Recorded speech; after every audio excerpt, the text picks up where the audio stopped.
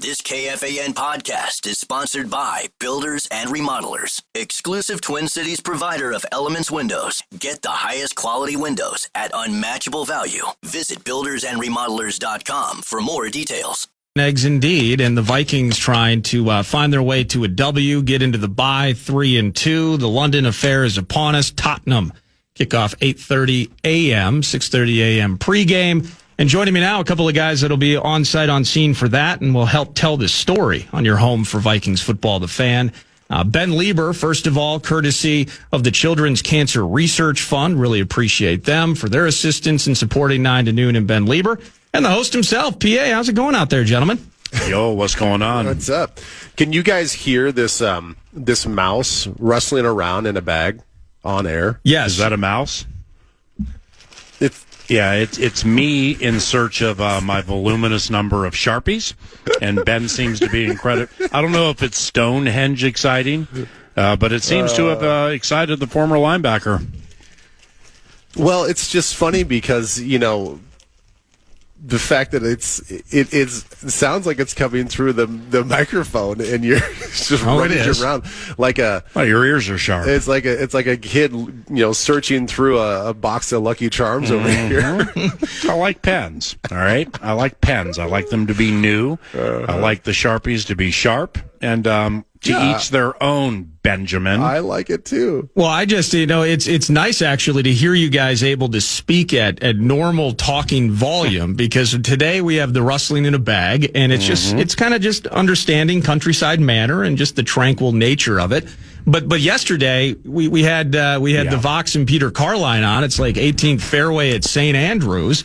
Had to whisper our way through things because of the press clomp. And so I'm just glad I get to hear you guys talking and maybe bring some energy to 9 to Noon with this game around the corner on Sunday. To take you behind the curtain, when you were either in Scotland, Ireland, Russia, or Stonehenge, the internet connection here, 9 to Noon, first day, complete disaster. Was it really? So yesterday, everybody fixed everything. We're all ready to go.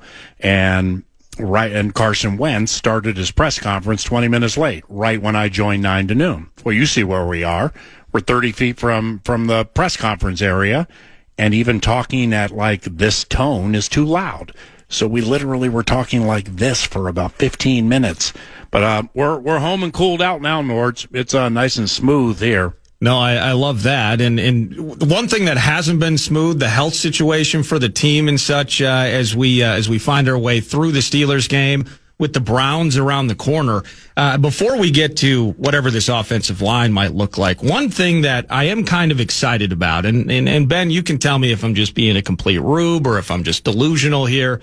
The idea of C.J. Ham potentially being an option again, and it's not just because of his captain's yeoman's work via special teams, and I'm aware that he's only generally playing in KO's offensive system about a third of the snaps, maybe let's call it 27 to 30% of the snaps. But when it comes to pass protection, when it comes to that additional asset, maybe even from a run blocking perspective, he's a guy we haven't had through 4 games. Am I overplaying the idea of C.J. Ham being an asset and an option as soon as Sunday against the Browns? No, I don't think that you're overplaying that at all. I mean, you've seen, with all of the injuries that we've had at the offensive line, we've even seen guys like Adam Thielen, who is playing basically chip guy, extra blocker on the edge, even in a 12 personnel situation, or if we go one tight end situation, that they're still using a guy like Adam Thielen out there. So yeah, that's not even though Adam's been great about, doing whatever role that he wants to be in and doing to the best of his abilities, that's not the best use for Adam Thielen. So I do think that, having a different personnel group in there, we can be a little bit more flexible. I still think that we're going to be heavy 12 personnel, heavy 21 personnel, and maybe using CJ as more of a blocker on the outside versus a blocker downhill. I still think until we're fully healthy, that's going to be the case in this game. And Ben and I, at the end of practice, we had a cool moment where, we're looking at this iteration of the offensive line they're going to use. Darasaw, I believe, got a rest day today, so it was Walter Rouse playing left tackle pretty much the entire practice. And they're walking off the field, and Ben and I kind of looked at each other, and we're like, okay, Blake Brandell, is going to be the center, and most likely, assumedly, unless Juergens practice is full tomorrow, stuff like that. But then, the underplayed facet here, specifically inside with guards and center, is if one of these guys gets banged up during the course of the game, if Juergens gets banged up, who's the center? Right. Yeah. So it's I haven't gone deep diving on that with the sneaky chats yet, but I would assume it would be Henry Bird or maybe Joe Huber.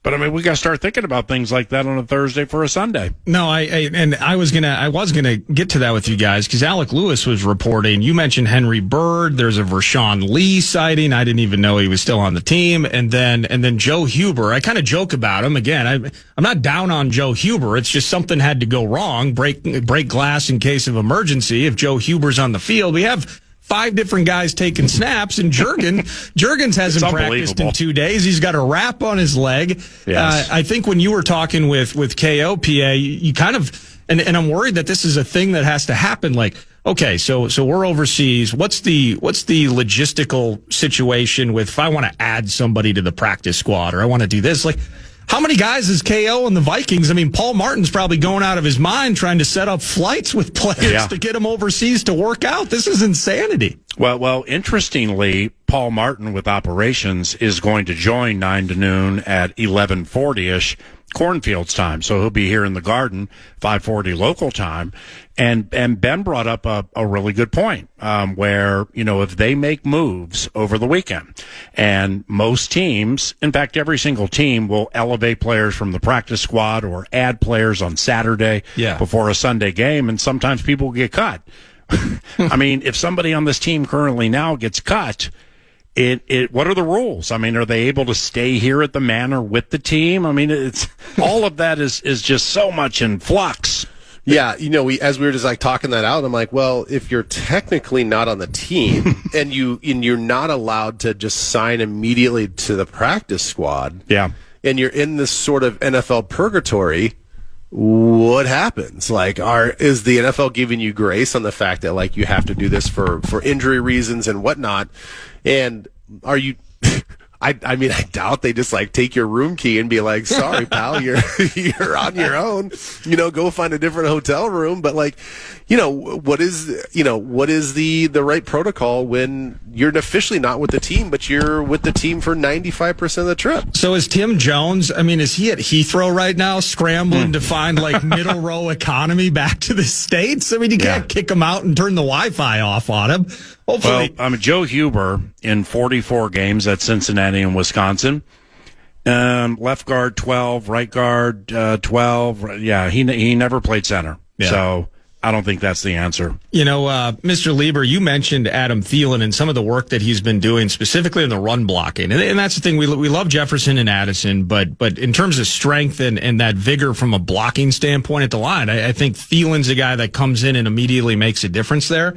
I'm curious, where his head. You chatted with him yesterday too, PA. Just kind of, lot in life. Teams 2-2. Okay, season's not over. A lot of games left. Weird health situation and all that. But I think you asked him kind of like, hey, you ever catch up with Kirk and just kind of share lots and lives and such? Like, what do you think Thielen's lot in life is, or where his head is at, Ben, in terms of just through 4 games, not getting maybe some of the targets and maybe not the productivity? Still some good third down conversions and such. He's there when you need him. But where do you think Adam Thielen's head is at through 4 games back in purple? Well, I mean, probably not in the best place. I mean, all receivers want targets, they want receptions, they want opportunity to catch the ball and do what they do best. And his attitude from the second he got here has been phenomenal. Like he understands his role in this team, he understands his age, he understands what he was brought in to do. And he's said time and time again, he's like, my whole mindset is to come in with a positive attitude, bring the juice, bring the energy every single day, and just do my role the best way that I can. But I have to think that there are some frustrations built within that as you go along with this, because it's outside of anything that he's ever done. I mean, even if he was back in Carolina, he would still be looked at as probably their number 2 guy. Yeah. And he's going to get a lot of targets. So he's really taken a step back. And I'd hopefully that he has a more of a global view of this whole thing, realizing this is also not the role that the Vikings expected to have him in when they brought him back, because nobody was expecting us to have so many injuries at the offensive line.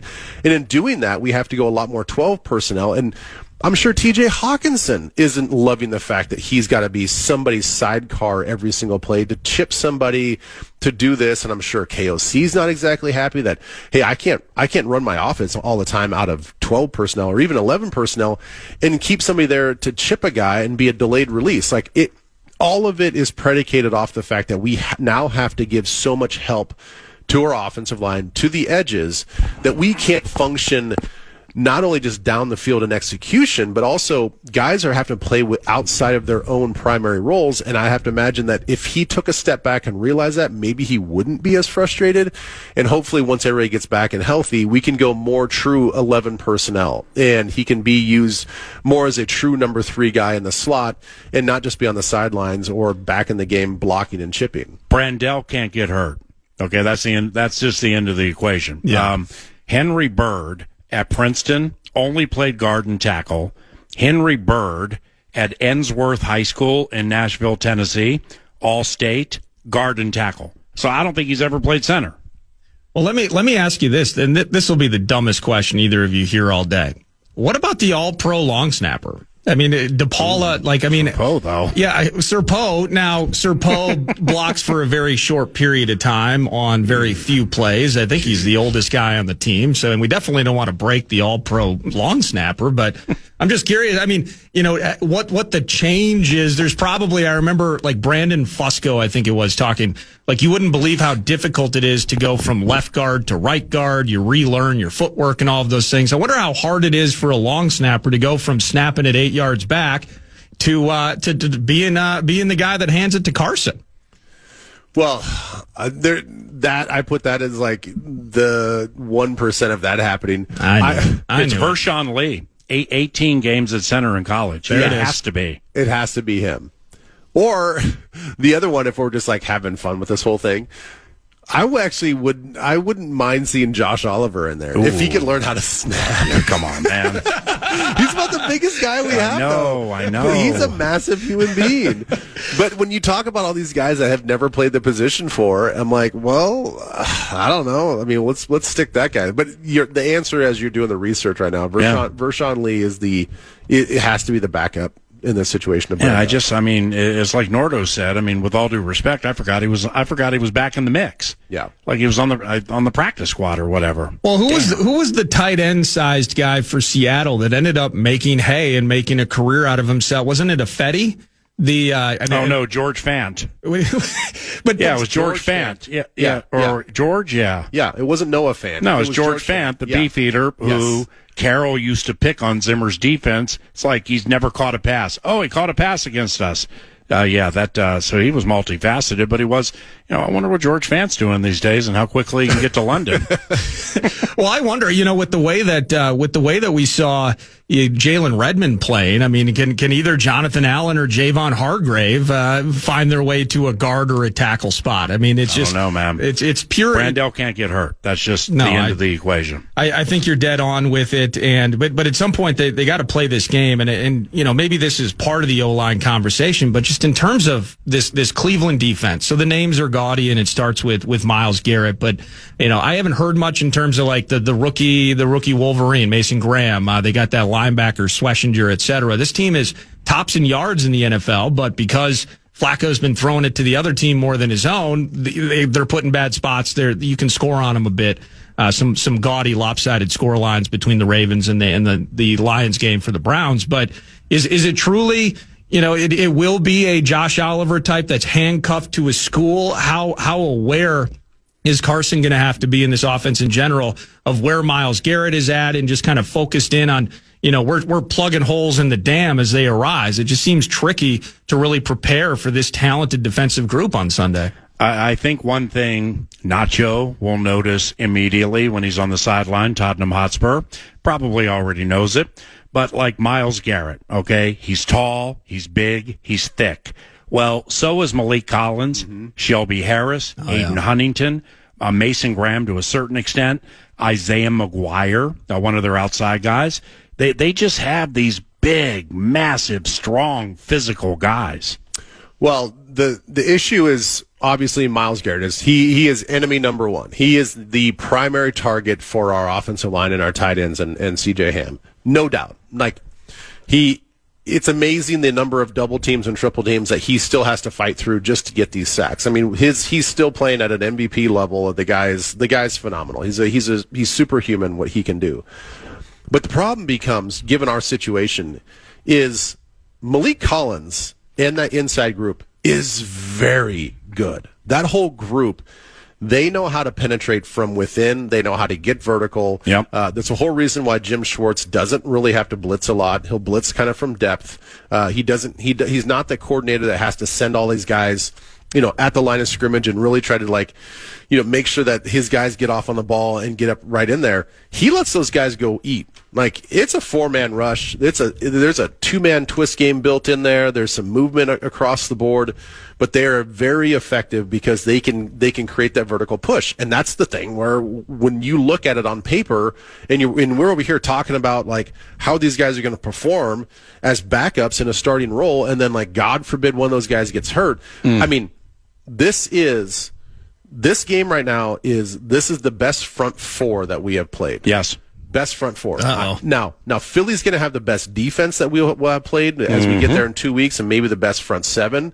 But when you look at the totality of their defense, they will become the best defense that we have faced. But when it comes to the front four, just in general, man, this is going to be a test. This is why it is going to be.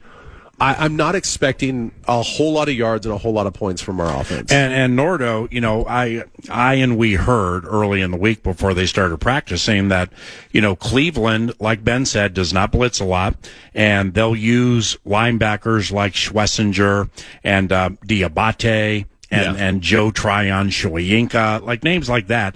They'll use them around the middle of the field and to try to shut down lanes or close things in the middle. But they're so confident in their rush with the players Ben mentioned that Greg Newsome and Denzel Ward and their nickel Miles Harden, that they feel they can man-to-man, one-on-one, all receivers in the NFL. Because, they'd be fools to be like, okay, Greg Newsome is every bit as good as Justin Jefferson. They don't look at it that way. They look at it like, you have a second and a half to make something happen, and we can afford to keep one guy on one guy.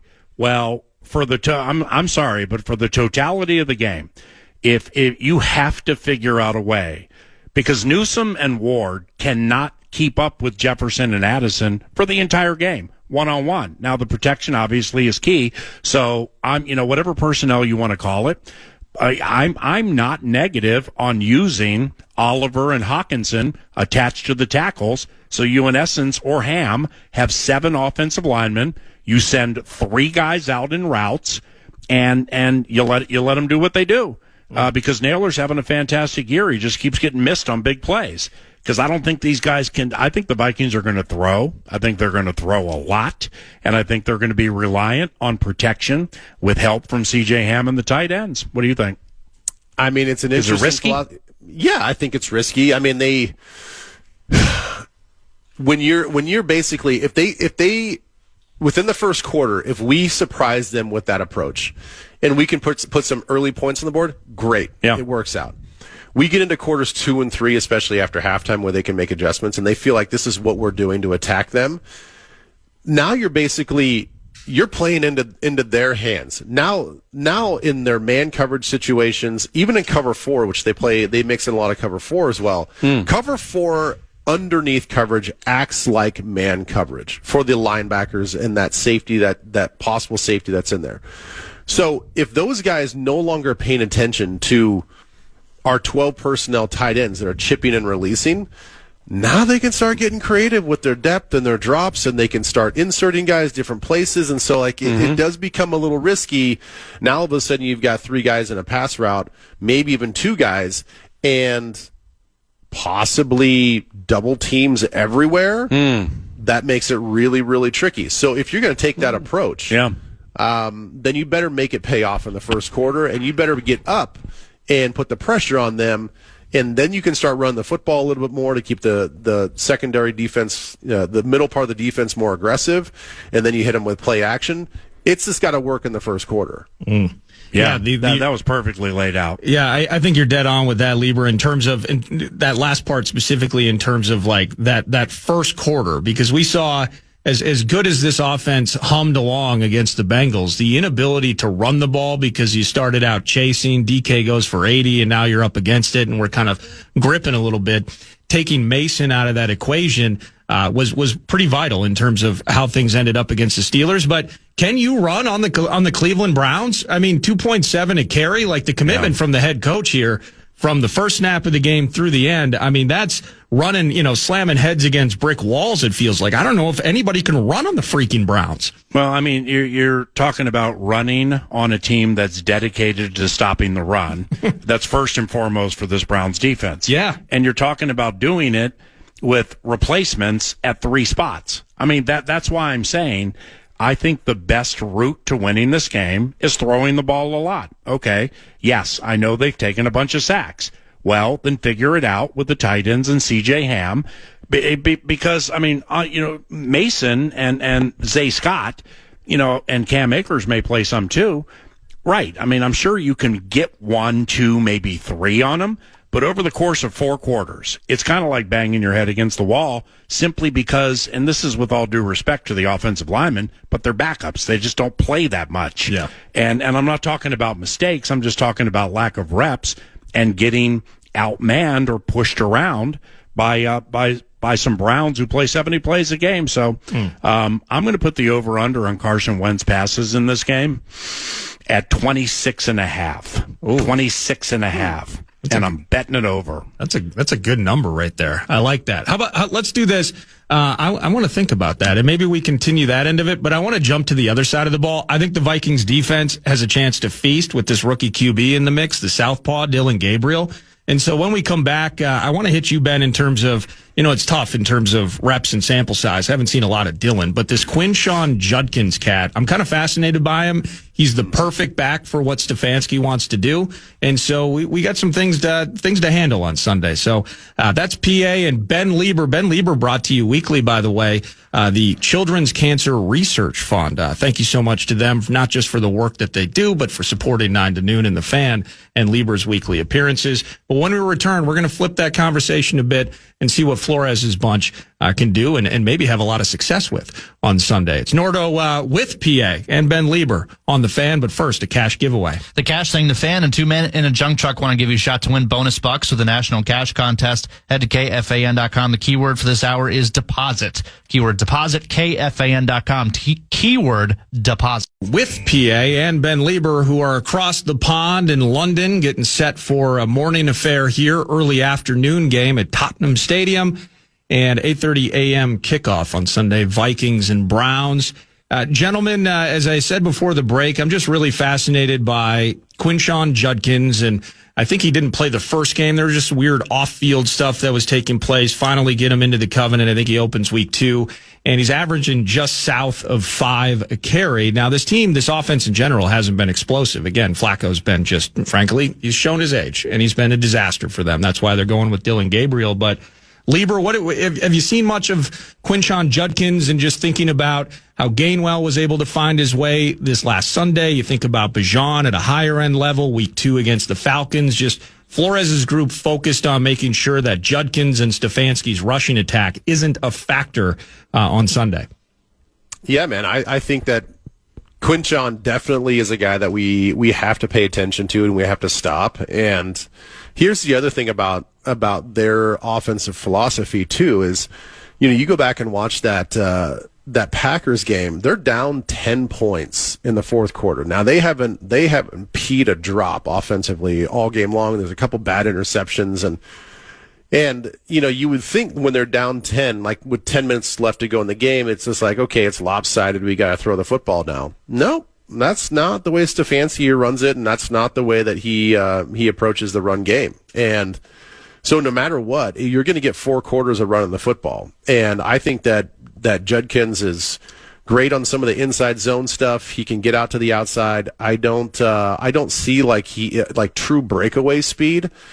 but he's just a good, solid player. And I was surprised at actually how good his pass blocking was, given that he's so young. That's generally the situation in the area where a lot of young guys just don't want to step in there and get their nose bloodied. But you watch this guy, he's a 3-down back. You're going to see him on 3rd down step in there, and he'll deliver some hits to some linebackers in the pass game. And then, you also have to watch out because they like to use him 1st down screen passes. So he's a little bit of everything. You definitely have to slow him down and stop him. But it's this Dylan Gabriel that I think that I'm most worried about. And with Judkins, Flores spoke to the media to the side after practice today outside of the makeshift locker room. And some of the things he said about Judkins and how his jump cuts are coming together. He didn't say anything about pass protection or catching. I think Dylan Sampson, a Tennessee rookie that they use, he has one receiving touchdown. It came from Dylan Gabriel in mop-up duty against the Lions or the Ravens. But he had some glowing praise for Judkins. And listening to him talk about that rookie reminded me of during the joint practices of how he was talking about the other Ohio State guy, Henderson.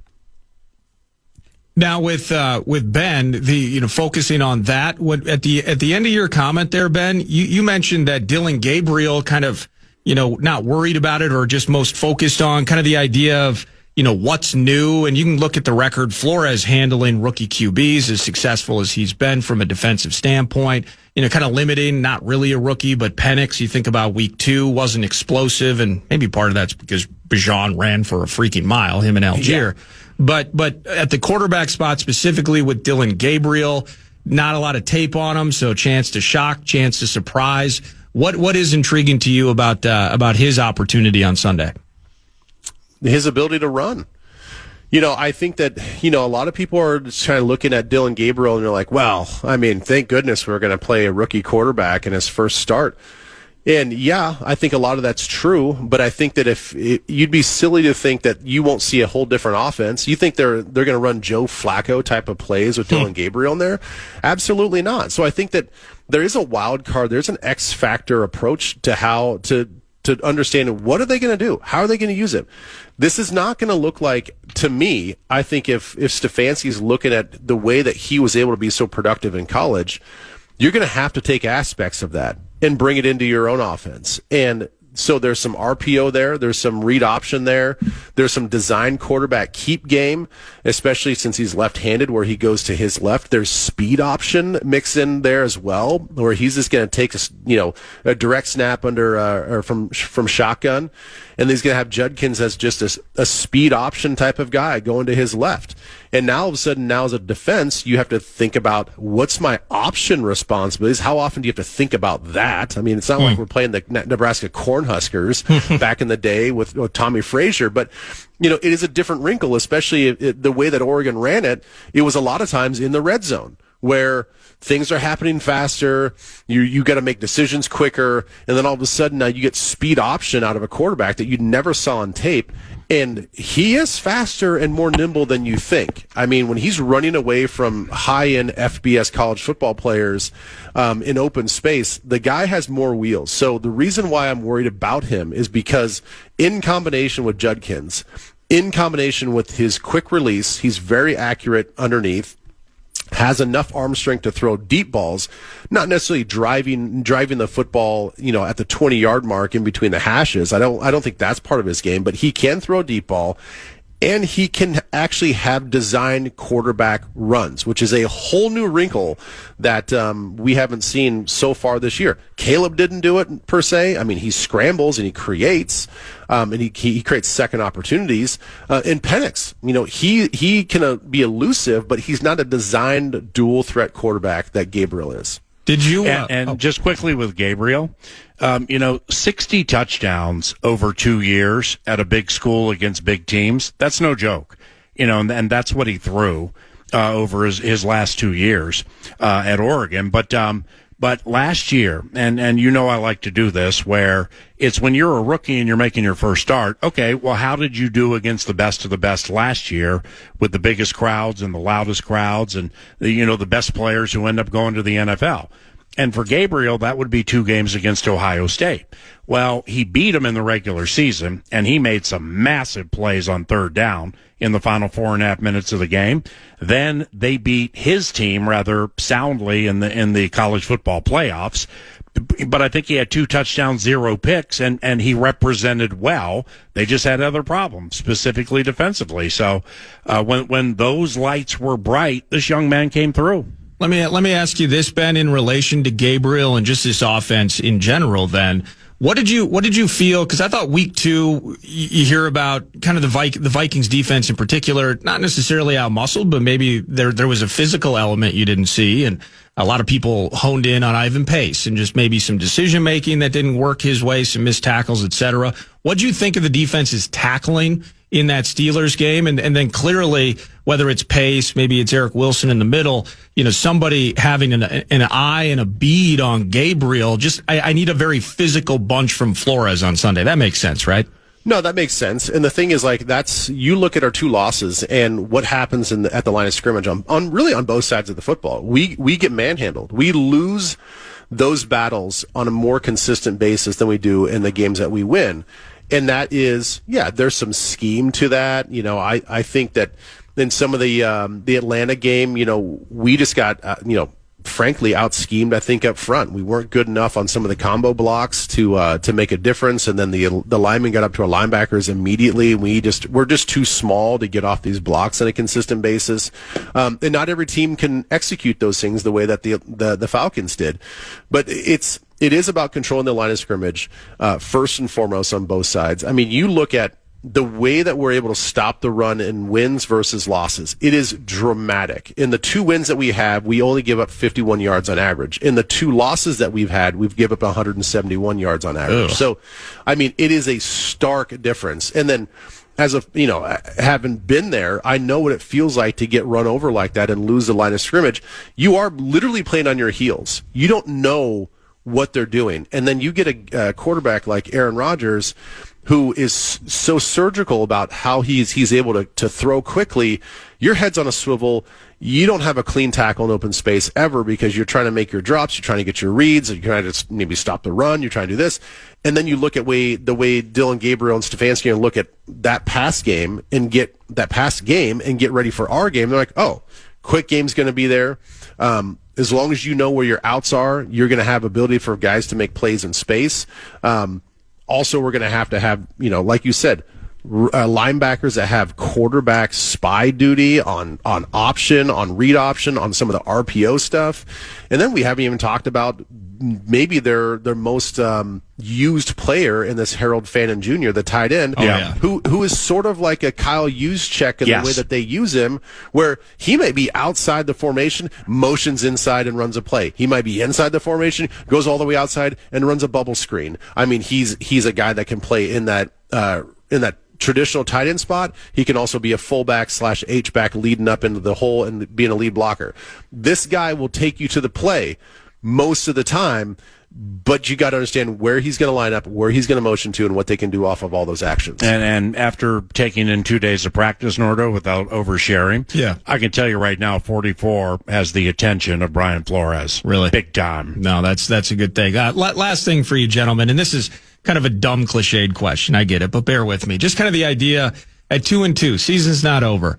But I've felt it all week from a fan sentiment standpoint with the health issues. You almost feel helpless. Like what next shoe is going to drop in terms of what we've seen from this crew, the mash unit of the offensive line that we went in through. Every game's equally important, I think. KO, the most important game in his life is the next one, et cetera. But just the ability to get through the Browns and in some ways get to the bye week, get a little bit healthier and wash your hands of this. Like, do you feel a vital, necessary aspect to this at all? Well, Cashman and Jackson, Blake Cashman and Donovan Jackson, I believe will return in the Philadelphia game. Yeah. So out of the bye, I'd expect those two. O'Neal somewhere around there. The curious one is Andrew Van Ginkel. Mm-hmm. Because I was caught off guard a couple of weeks ago that he didn't play, and now he's not practicing this week. So that's the curious one of the whole equation. Yeah, I'm with you. And then as much as, we love Jordan Mason, when are we going to get Aaron Jones back? I mean, that's another one that just kind of gives us a different dimension. If I look at this game, and I think, to maybe answer your question and what you're talking about, not only is it vital that we win this game, also there's another aspect to this that, we talk about offense and defense a lot. I think the biggest part of this that we're not talking about is I don't think that they're very good on special teams. And I think Khalif Raymond got him for a punt return touchdown last game. I do think that when you look at the depth, because that's really where I think a lot of your roster building sort of shines, is how well do your special teams perform. And I think that, I know this is a little biased, but I think that our depth of quality is just better than their depth of quality.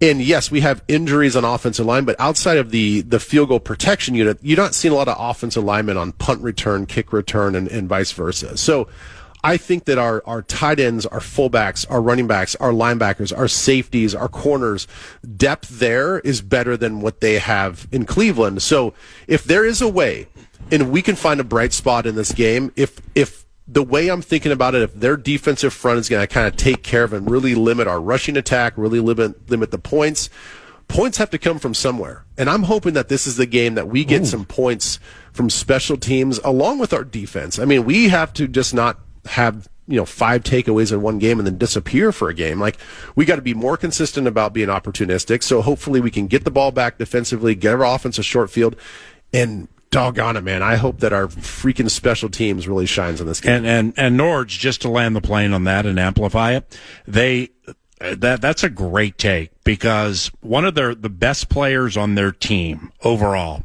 is safety Grant Delpit. All right. And he plays on multiple special teams phases.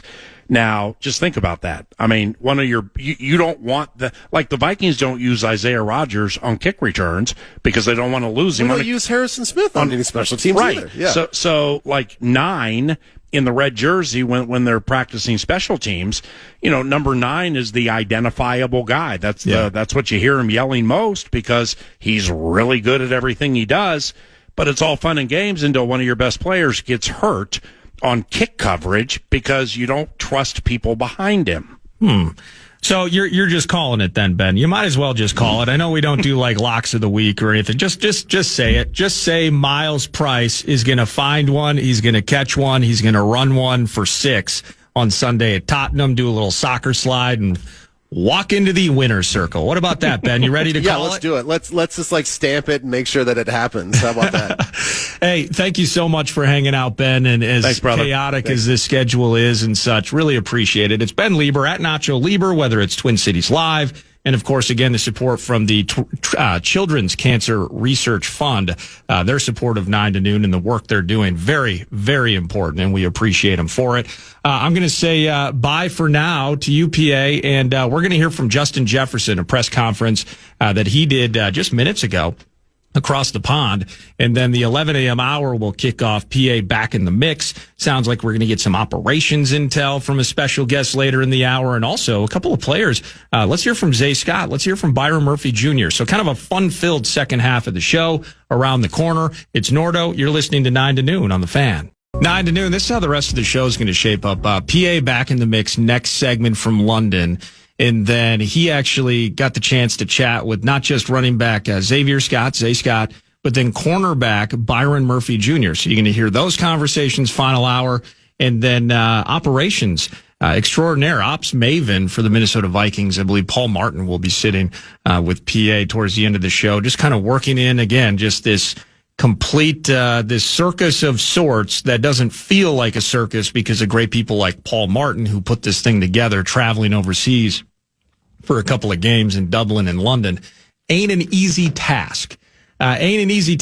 Covering Justin Jefferson. And the wide receiver was speaking with the media earlier today, and I want you to be able to hear that, as I don't believe it was out on their socials. So here's Jets with the media earlier today. Just big picture, what's it like to play the season with a little bit of uncertainty at the quarterback position?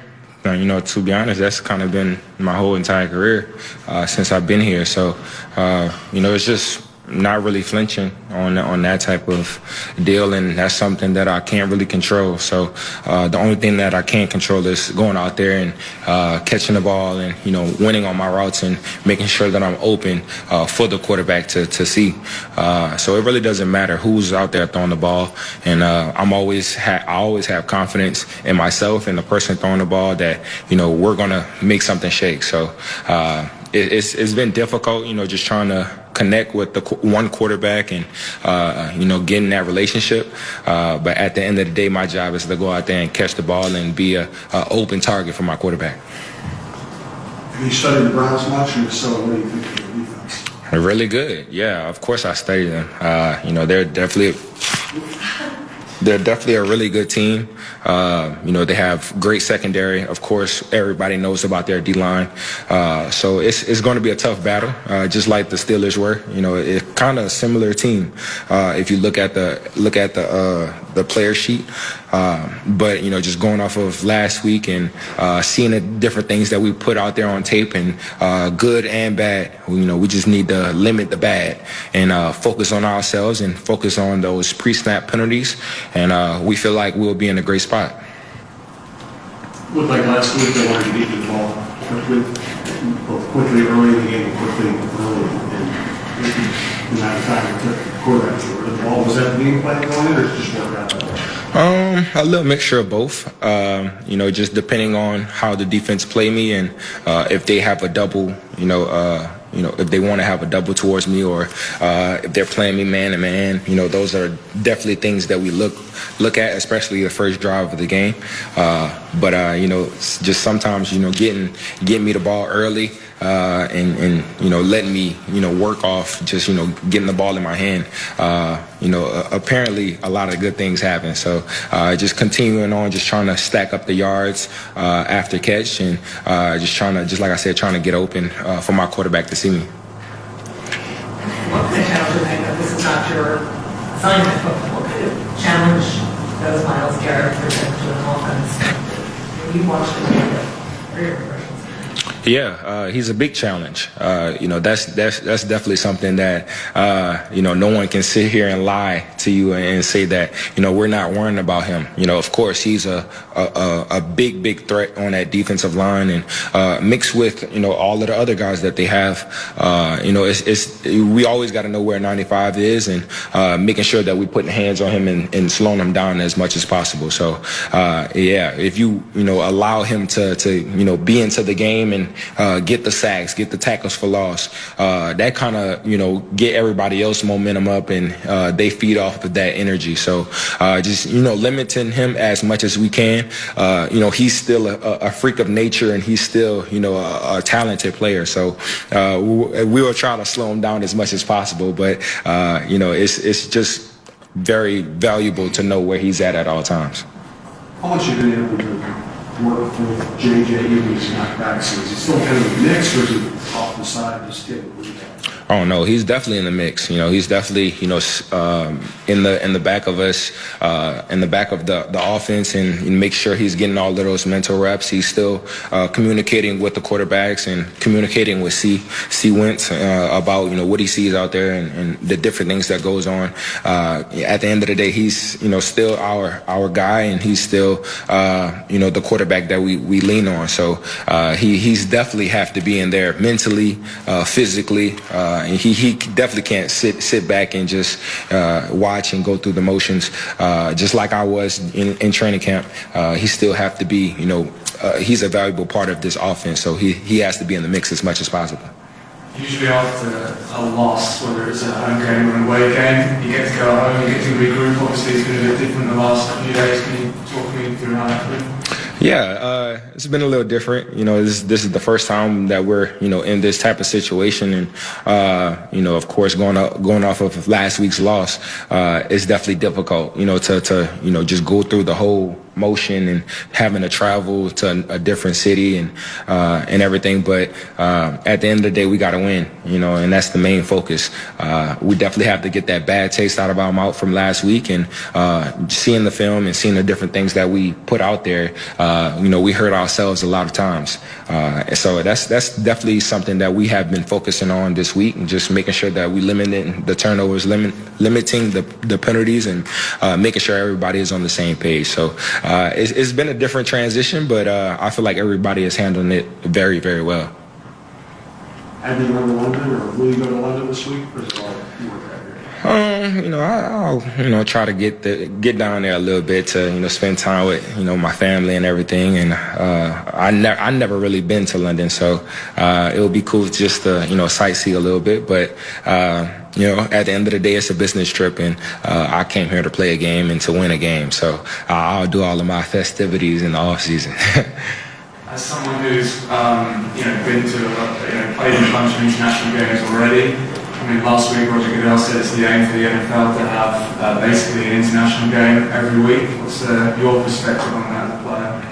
I mean, I like it, just coming to a different country, just experiencing a different atmosphere, a different fan base, and just, having that bonding moment with your teammates, being in a different country, spending that extra time with them, away from family, away from friends. So it has its pros and cons, I would say. The difficult part is just, transitioning from, of course, the 6-hour time difference, and just being able to come here and understand that we're here for a game, not for a trip or a vacation. So that's the main thing. But I definitely approve, and I'm for just trying to expand this game, and just putting it in different countries.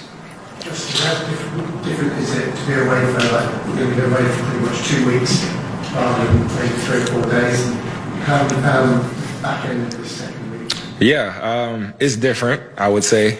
Just, having a transition from, being here only for 3-4 days, just like you said, to now being here for 10. It's different, and you got to get, acclimated to the time zones and the time difference. But I feel like we had a great plan, a great system into making sure that, we have our rest, we have our caffeine to keep us up a little bit longer. But I am excited for these type of games. I'm excited to play in front of new fans and a new atmosphere. I always enjoy these type of trips. And at the end of the day, just like I said, we got to come here and get a win. And especially from that loss from last week. So we can't come on this trip and be 0-2. That's Justin Jefferson with the media earlier this morning. And, got to get that W. Can't go 0-2, certainly. But you look at the daunting schedule after the break. But how are we going to get 18 involved? We can't protect Carson. That continues, it appears, to be the topic around stopping Myles Garrett. You heard even, it's like, that's not my job to block him, but I don't know. Maybe we just have we got tight ends handcuffed to tackles, and it's just do we have to bring Hargrave over to the offensive side of the ball? We got the all-pro special teams long snapper. Maybe he's playing center. I mean, just unbelievable situation with this squad and health as it is now. That was Justin Jefferson. When we return, we're going to chat, and maybe we have to do some depth chart deep dives with not just the Vikings, but maybe the Browns as well, as we figure out how to beat the Browns on Sunday morning at Tottenham. We'll check back in with the host around the corner. And I believe, Brett, it's a little bit early, I guess, as we're ending the second hour. Why don't you hand over that cash keyword now, and then we'll pause. Sure. Yeah. The Fan and 2 Men in a Junk Truck want to give you a shot to win bonus bucks with the National Cash Contest. Head to KFAN.com. The keyword this hour is money. Keyword money, KFAN.com. Keyword